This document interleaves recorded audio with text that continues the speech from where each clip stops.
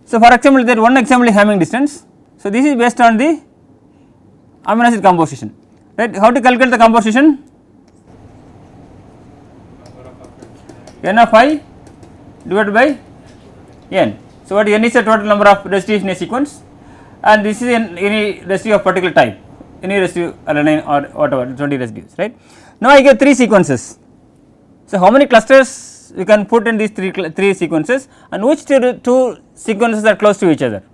So, just we can use this formula, Hamming distance, this is equal to composition 1 of I minus composition 2 of I, take the absolute difference, I varies from 1 to 20. So, what is the different composition for sequence 1?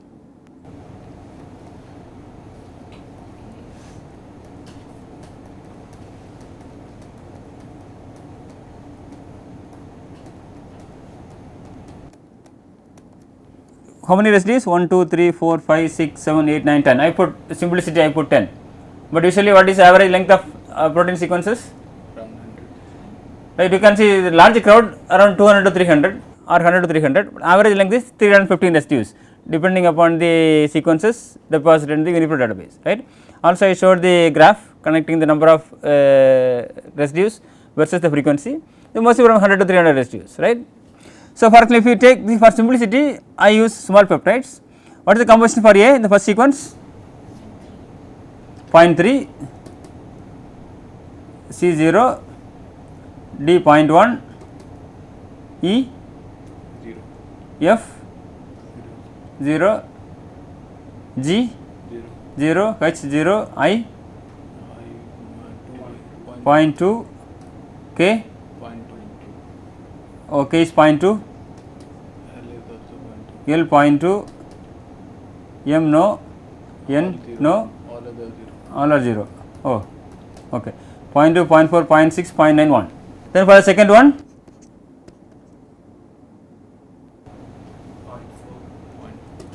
0.4, 0.1,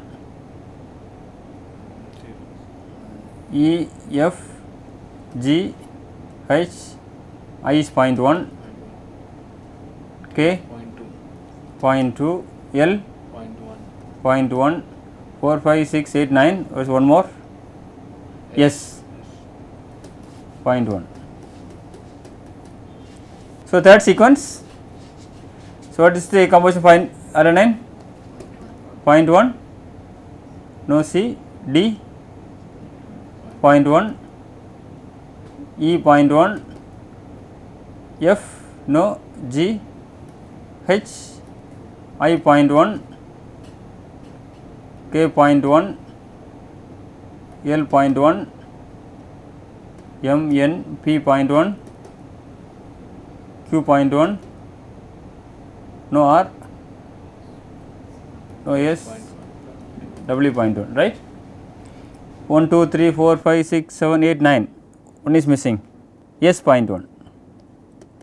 So, now we calculate Hamming distance between 1 and 2. What is the value Hamming distance between 1 and 2?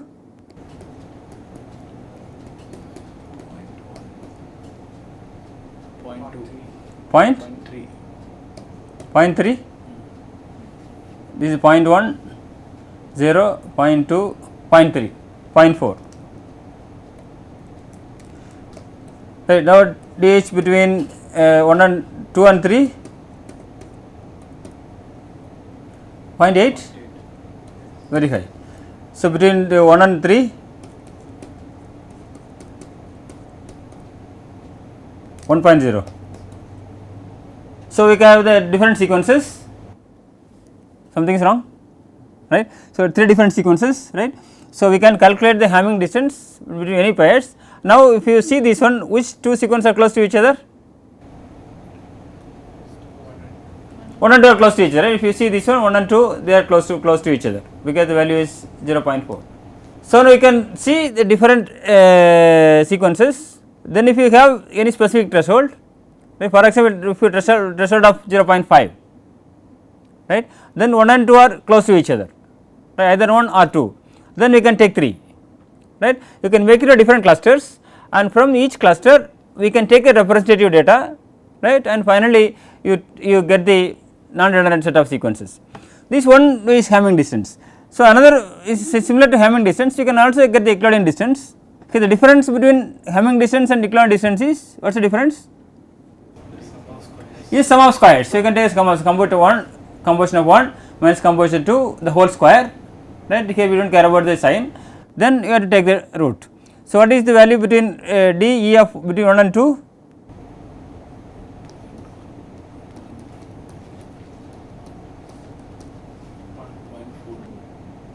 You have to get the difference, right, 0.1, 0.2, 0.3, 0.4, then you have to take the root, yeah, 0.1 square, that is equal to 0.04, 0.1 square equal to 0.01, right, yeah, plus 0.01 plus 0.01 plus 0.01, right, and I take the root, this equal to 0.04, 0.2, right, this d e of 1 comma 2. How about d e of 2 comma 3?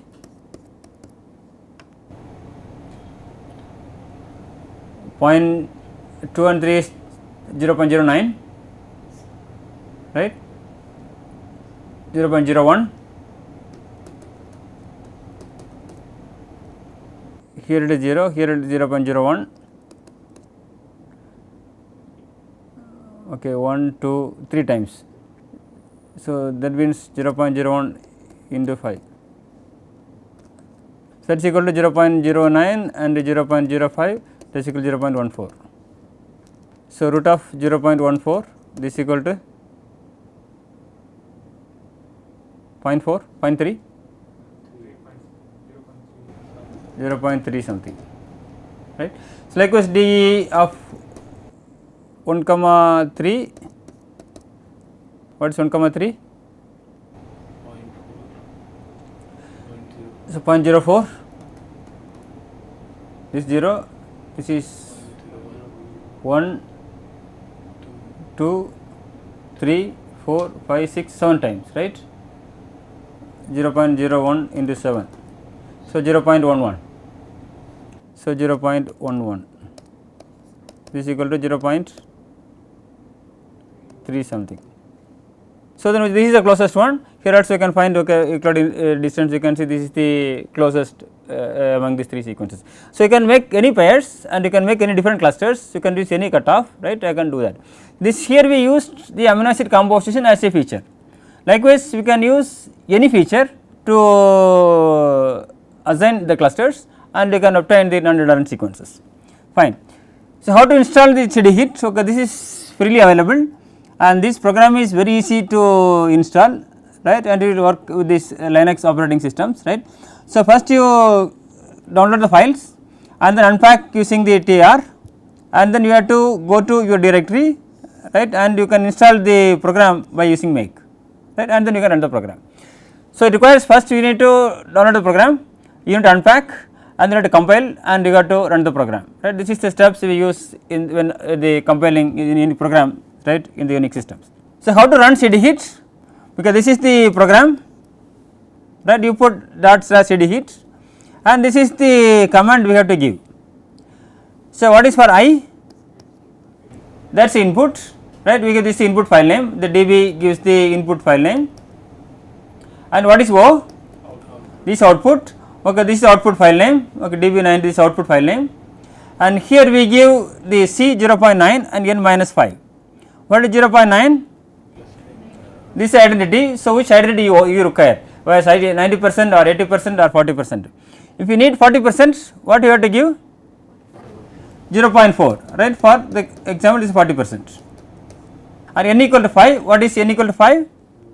Word size. So, in this case we look for the pentapeptides, right, any pentapeptides, right, how many times each pentapeptide occurs within the 2 sequences, right. So, depending upon the your sequence identity and the word size, so the CD it will run and then give you the sequences. For example, this is a choice they use a default, say N equal to 5 for the thresholds 0.7 to 1, N equal to 4 they use 6 to 7 and 3 for 5 to 6, right. This is normal threshold we use right, for running the CD Git.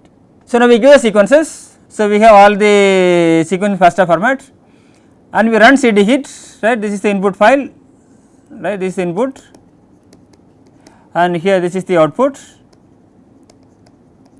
So, with the 85% sequence identity and using the word size n. So, you can use any word size, right, here n equal to 5. So, then you see you will get the final data. Now, you will get the data, then you can use this data, right, for your any analysis. And if you now you have two sets of data, one is the redundant sequence, one is non redundant sequence. If you compare your composition or your any properties, you can see the difference between the non redundant ones as well as redundant ones. Also it depends upon how much your data is reduced. If you can see much reduction in your data set, then you can see much deviation from the properties what you calculate from the whole data set or from the reduced data set. If there is not much redundancy, right, already your data set is non redundant, then you cannot see much different, then you will get similar data when you analyze with the whole set of data or with the reduced set of data. So, there is another program, right, this is also widely used program. One of the applications of BLAST class is you can get the data with any redundancy. Even if you want to have 20% identity or 25% identity, you can use with this BLAST class. Okay, this is the standalone program which is available within BLAST, right, and you can use this to cluster either protein sequence or nucleic acid sequence. You can use it for both protein as well as the DNA sequences, right, to get the clusters. So, how it works? It first begins with the pairwise match and places the sequence in a cluster. If the sequence matches at least one with the other, if two sequences have high identity, then if you are interested to threshold of 25%, which is more than 25%, you put one in the clusters. In the case of the proteins, they use BLAST P for the alignment. For the case of nucleic acids, which program they use? BLAST N. So, take the BLAST N to align the sequences. Then here this is the command which can use to extract the data, right. You can first get the program, right, this is using the standalone program, you can get the non redundant sequences using this sequence. So, here the same, I is the input file. So, in file is the input file and out file is output file. Then we get some numbers minus pt minus L.9 minus bt minus S95. So, what is T stands for? Protein. For proteins they put T. For example, they have the L equal to 0.9, right, and what is the meaning of L equal to 0.9? This is a coverage. So, this coverage is about, that is 90%. What is the meaning of coverage? Sequence coverage. For example, if you have one sequence, right, this is AITLVIK, right, yes. Now, you can see aligned only some part of the sequences, for example, aligned only here. In this case, what is the query coverage? Coverage equal to 70%. So, this is how much coverage you can accept, and then you can see the S95. What is the S95? Identity. You can see there is about 95% sequence identity. So, here you can restrict, right, with the sequence identity plus the coverage, right. What is the advantage of using coverage? Right. For example, if you have one protein 100 residues, another protein is 200 residues, only some part, only 10 residues are aligned and 10 residues are same. If you do not use a query coverage, they align 10 sequences and 10 sequences are same. So, what will be the identity? 100%. But you see the query coverage, out of 100 it aligned only 10. So, coverage only 10%, that means all 90 are totally different, right. In this case they are different from each other. So, to include this information, right, they use the query coverage, right, in this program. Right now we discussed about two different algorithms. What are the two different programs? CD Git and the BLAST class. So, there is another program that is called PISCES, right. This is a protein sequence culling server to get the subsets of non redundant sequences. Here we have different options, either you can use the protein sequences already available in this server mainly from the PDB, right, or you can give your own sequence, right. For example, if you want to give your own sequence, you can give the uniprot sequences in FASTA format. If you want to compare with the existing ones, then you can use the existing PDB data, right, and you can compare and you can get any non-redundant sequences. So, how they get this non-redundancy? If you have the PDB sequence, they use the structural alignment and the cyblast alignment. So, what is cyblast alignment? This is a kind of multiple sequence alignment, right. There is a position, right, specific iterated blast alignment. So, they have the multiple sequence alignment by putting same sequences or similar sequences at the first, right. So, they have this sequence alignment as well as a structure based sequence alignment, they combine together if you have the PDB entries. If they do not have these PDB entries, for example non PDB, then they get the sequence identity only from cyblast. It is because structures are not known. So, they have these cyblast sequences, they do the homologous sequences, and this will give you the values and the non-redundant sequences using only the sequence information. So, this you can use this to cull any protein sequences, right, at various ranges of sequence identities. So, what is the input sequence for this PISCES server? It takes amino acid sequence in FASTA format as the input and then give the non-redundant sequences. So, this is the web server. So, where you can submit your query sequences and you will get the output, right, either by email or you can get on, if there is less number of data, right, you can get it immediately. But the problem with this PISCES server is it can handle only less number of sequences, there is some limitations about the query sequence. But in the case of CD hit or the blast cluster, you can give any number of sequences, it can handle huge amount of sequences. So, there is a difference between the CD hit as well as the PISCES servers. So, this is the online tool. So, if you want to get the sequences which are already available in this server, you can get it, or if you want to create your own data set. So, for example, if you have 1000 sequences and you want to get the non-redundant sequences, right, in this case you can get this, access the server, right, to create our own list.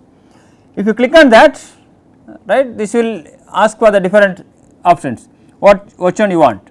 So, you can, if you have one sequence, right, you can click the last one, right, here you can see your own file of sequences. Then if you submit, then you can get this next page, right.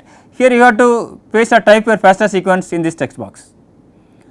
You have the sequences, you can give the text box here, or you can upload file. They have the upload file option, right, you can browse, right, from your computer and you can upload the file which contains amino acid sequences in which format? FASTA format, because it accepts FASTA format of any UniProt sequences. Then you can also give your options. What is the maximum percentage identity you want? 25% or 30% or 40%, right. So, you can give the threshold as per your convenience, depending upon the problem, depending upon initial data set and your requirement, you can set the threshold. Normally, we give 25% as a threshold. Then they are asking about the chain length, whether we need to consider all the sequences or discard some short sequence and large sequence. So, here we can give 40 or 50, right, because several proteins are more than 50 residues, only few exceptions, right. So, in this case you can give you the minimum length. Why do you need the minimum length?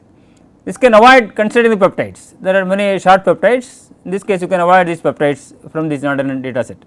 Then maximum chain length, right, that also you can specify, right, for your calculation purpose, right. Then it takes all this information as input and if you submit, right, then this will give you the sequence. Here this is the complete sequence and this is the list. Okay, this is the list for the IDs, right. Okay, you can see the ID here, right, and here we give the complete sequences and here we can give the sequence IDs. So, you can use the PISCES to get the non-redundant sequences, right, but the only disadvantage of PISCES is it can handle only less number of sequences. Then it use a clustering techniques, right, finally they give you the final set of non-redundant sequences. So, till now what did we discuss in the class, today's lecture? Yeah, first we discussed about the redundancy. So, what is redundancy? Right, we can see if there are same sequences, right, if one or more same sequences, right, which are present in any data set. If we construct in a specific data set with the consider 100 sequences, are there any sequences or any 2 or 3 sequences which share the common information with the high sequence identity. So, if we share high sequence identity, then these 6 sequences are called redundant sequences, right. Then how to get the non-redundant sequences? So, for example, if you have 2 sequences with 80% sequence identity and a third one with this 30% sequence identity, if you want to have the sequences with more than 50%, right, then what will happen, what you have to do? From the first 2, right, it is very high, so we can keep one and discard another one, because if you have the same sequences, that will reduce a bias in the final calculations as well as for any prediction algorithms. We check 2 examples, like what will happen if the same sequences are present 2 times or 3 times, depending upon the features, right. Some of them are over represented and some of them are under represented, right. So, in order to avoid the bias, we need to construct non-redundant sequences. So, what are the various program we discussed to construct the non-redundant sequences? CD hit, blastclust and the PISCES, right. So, what is the advantage of using CD hit? It can handle large data sets, it is very fast. So, what is the disadvantage of the CD hit? Yeah, it can handle up to 30 to 40% sequence identity, because it has 2 versions, one is online and one is the standalone version, right. So, you can handle only up to 30% or 40% sequence identity based on the program you use. So, what principle it used for clustering the sequences? K-means clustering, right. They use the K-means clustering, right, to make these clusters, right. How this K-means clustering works?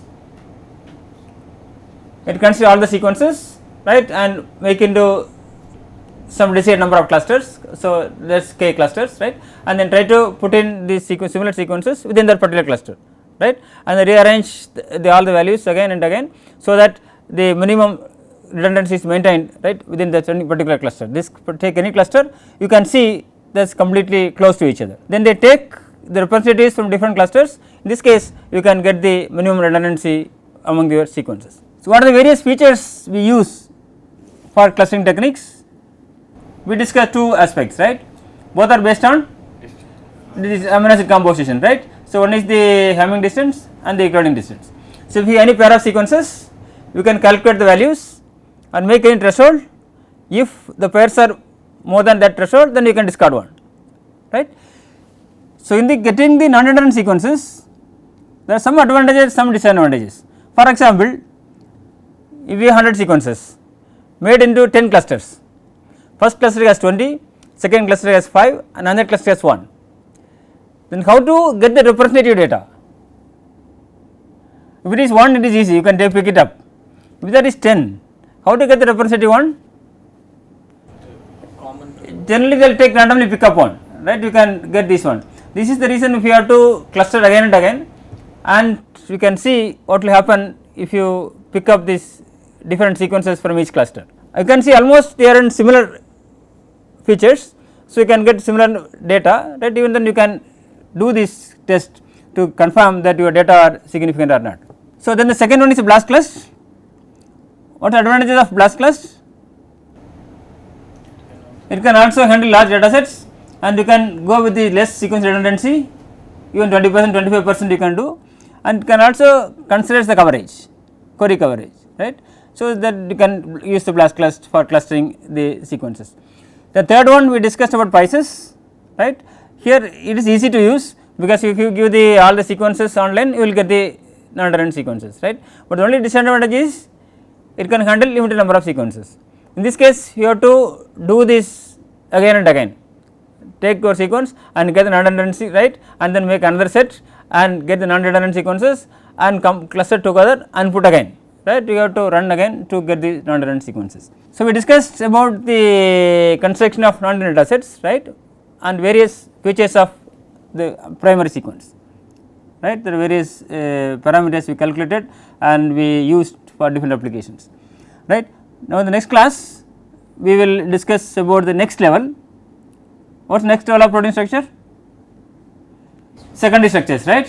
What are different secondary structures? Alpha helices, beta sheets, strand, coil and all, right. So, we will discuss about what are the different secondary structures, right, what are the probable allowed positions of these secondary structures, right, in the construction of Ramachandran plot, right, how to predict these secondary structures from any given amino acid sequence, right, what is the reliability of these prediction techniques and so on, that we will discuss in the next following couple of classes. Right. Thank you for your kind attention.